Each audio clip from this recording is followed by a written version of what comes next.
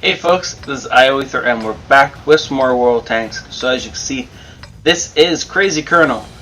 And Crazy is a friend of mine from a very long time ago, and I haven't seen him in what feels like ages, so woot for Crazy Colonel. Thank you so much for saying in, sir.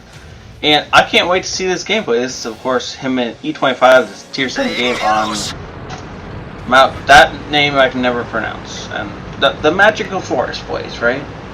And he seems to be heading towards the magical forest. Now, for some reason, there we go. Yes, so he has two guys in his platoon, Black Swan and somebody, D. Fitch? Zifitch? Whatever. D. Fitch. We're just gonna go with Fitch. Fitch and Black Swan are in his platoon. We're gonna switch into first person mode. And can I get a little bit of hype for Crazy Colonel sending in? I think this is his first replay in a very long time. If it's not his first, I'm not gonna be surprised, but you know, I don't remember the last time you sent her a replay, so woo! Thank you very much for saying it in, sir. And you know, no, can I get some like hypes in the comments, please? Wow. Okay, well that is how you take apart a Panther M10 in a very short amount of time. The unfortunate thing is the enemy E-25 decided to take apart our Cromwell at the same time. And yes, you can apparently light a T-34-85 on fire by firing into his side with an E-25. Okay, so it looks like the majority of our team has swept down this way. Also, the majority of our team is in heavy tanks. We have one medium tank, one tank destroyer apart from the E-25, which isn't really a tank destroyer, and we of course have Crazy Colonel. Our artillery are two little mobile things. They're not really real artillery. So this entire game is going to be a little bit weird because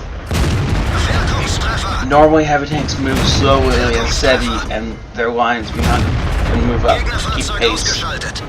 But currently our lines are filled with incredibly mobile things, sorry, our back line is incredibly mobile versus our front line, which is incredibly not. So this should be a little bit interesting. Crazy is currently just hiding behind this building, taking shots every time he gets them. And I assume he actually had an outline on that tiger, even though he couldn't see it.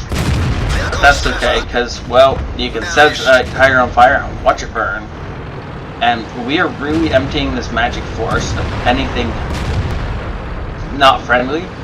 And so I think it's about time to start moving up.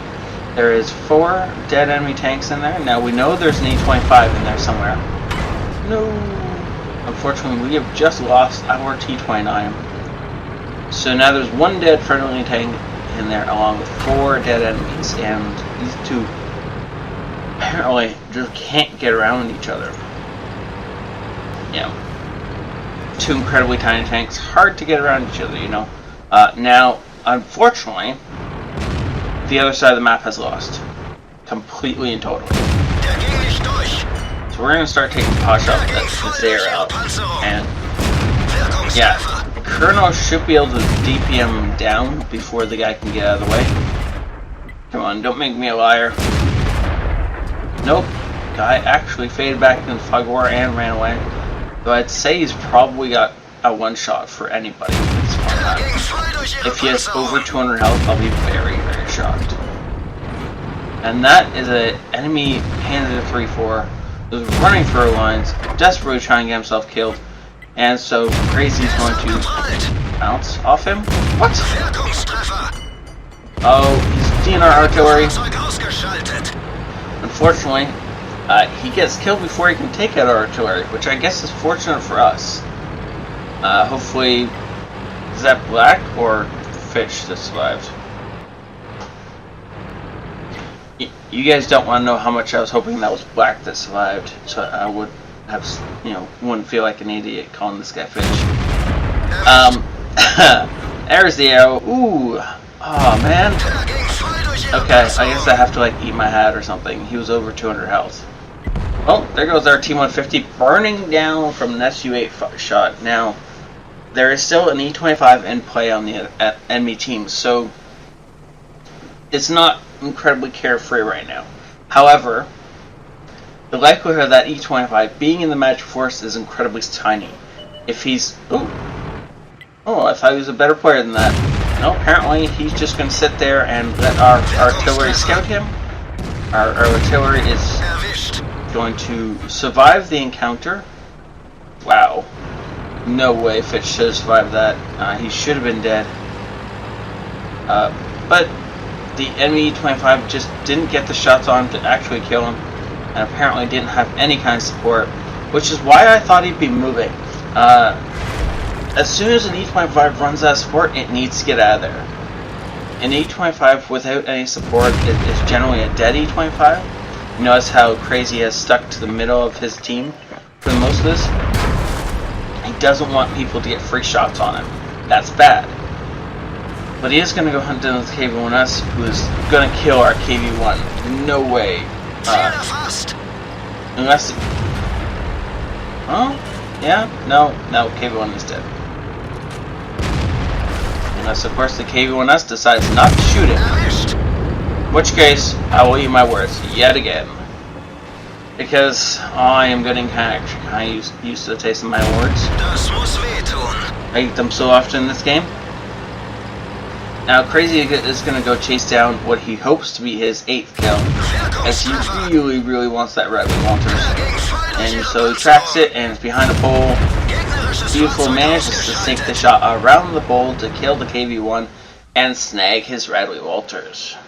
1100 experience, making 46,000 credits in this game, earning himself, of course, the first class battle. His Radley Walters, I don't even care, it's a high caliber. Because these two medals totally matter. Because everyone doesn't have 1,000 of these stocked up in their closet. Now I'm going to stop complaining about that now. Spotting damage on the Panther M10, that's surprising. He must have actually tracked him. No, he didn't. So he actually lit the Panther, and then that's just his team killed him. And of course the E-25, which he did get his tracks, did get some... Wow. If I could talk, I'm sure you guys would find this much more helpful. You know what I was trying to say. I'm not even going to bother fumbling with those words anymore. 3,000 damage dealt over his 8 kills. And of course he picked up everything here. Now some props do have to go to his team members. Oh, there we go.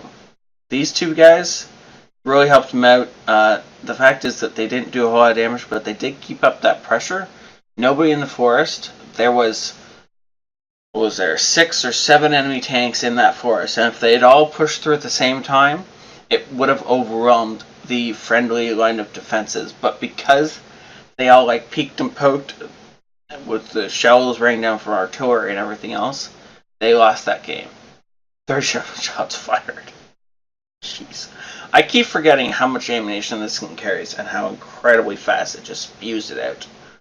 For that 3,000 damage. 11 vehicles damaged. Huh, nice job. Of course, you can see how incredibly cheap this thing is to repair and reload, which is why he made so much cash, and how much more he would have made if he'd been on premium account. Thank you so much, Crazy, for sending this in. That was great to watch and so much fun. And keep sending me in replays. And everyone else, you know, this thing only gets going when you guys send me replays. So I expect, you know, there's a whole bunch of you out there watching this that have never sent something in. Pick a game that you really enjoyed, send it in. Maybe it gets aired. If it's a decent game, it probably will. Even if I have to keep it in reserve for a little bit, you know.